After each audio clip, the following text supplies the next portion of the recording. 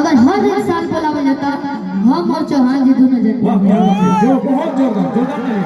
और देखिए एक दीपक लिट्टी वाले हैं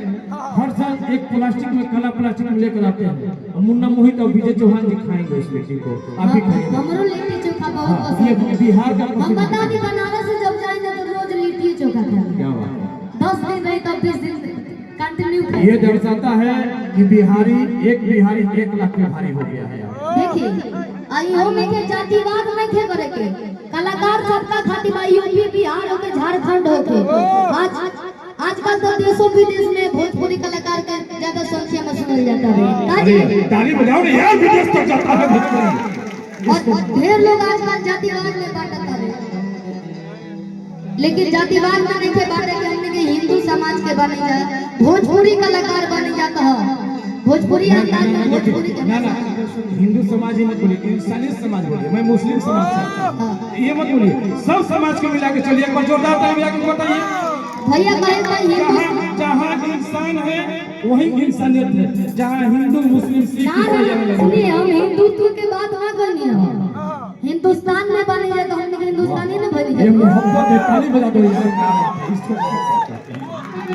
हिंदुस्तान में हिंदू मुस्लिम सिख ईसाई सब लोग भरल बा सब आपस में हमारा बाणी से कुछ गलत बोला जाए क्षमा करो सब यार गलत हम बोले नहीं ना चलिए बहुत सुंदर सुंदर भजन भइल हम एगो दुगो पेश करब ड्रामा मत करो दावत भरी कोनो गलती हो जाए तो सब क्षमा करब और सच्ची गर्व के बात बा पिंटू भैया अरवा कनिया तरुआ सच्चा हिंदुस्तानी बने मुस्लिम हो के भी हर साल रुपया कई साल से जागरण करावता नहीं ये छोटा बात नहीं थे और ये अपना खातिर नहीं थे करावत पूरा है जितना भी ये जवार के लोग बाटे सबका खातिर बक्सर खातिर यहाँ के करावता नहीं यहाँ के नाम पे एक बार जोरदार ताली हो जाए बहुत बहुत धन्यवाद रहुआ सब रहुआ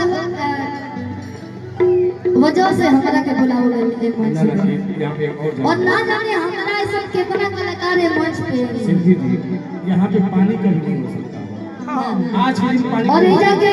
श्रोतागण जिंदा बने सब बहुत जगह गइला के बाद से केहू हिले डोले ना